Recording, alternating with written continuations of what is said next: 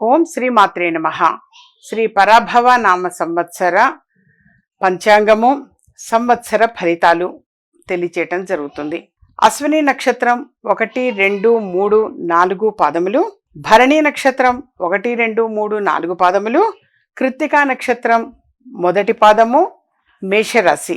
మేషరాశి వారికి ఆదాయం 11, వ్యయం 5, రాజపూజ్యం 2, అవమానం 4.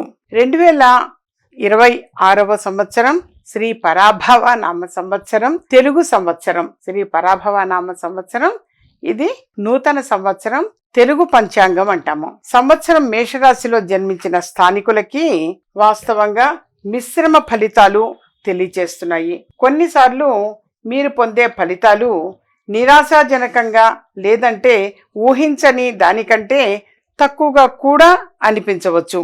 2026 ప్రకారం కెరీర్, గృహాన్ని పాలించే గ్రహం యొక్క స్థానం ఈ సంవత్సరం మీరు మీ ఉద్యోగంలో మరింత కష్టపడవలసి ఉంటుంది అని సూచిస్తుంది.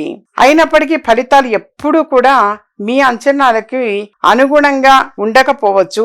ఆర్థిక జీవిత పరంగా మీ ఆదాయము స్థిరంగా మరియు చాలా మంచిగా ఉండే అవకాశమే ఎక్కువగా ఉంటుంది. కానీ మీరు గణనీయమైన మొత్తాన్ని ఆదా చేయడంలో ఇబ్బంది పడవచ్చు.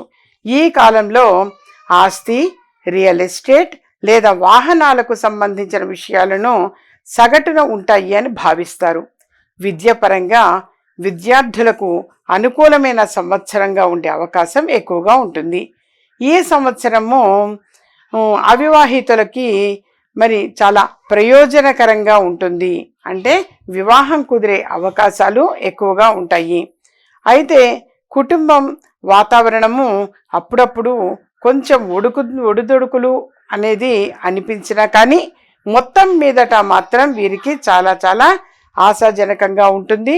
అన్ని విధాలుగా కూడా కలిసి వచ్చే అవకాశం ఎక్కువ ఉంటుంది. అలాగే వీళ్ళు ఈ సంవత్సరము బుధవారాలు గణపతిని దర్శించుకొని గరికెని సమర్పించటం చాలా మంచిది.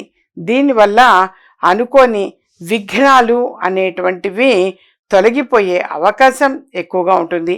అలాగే వీళ్ళు అమ్మవారికి పాలు, పంచదార నైవేద్యం పెట్టడం చాలా మంచిది.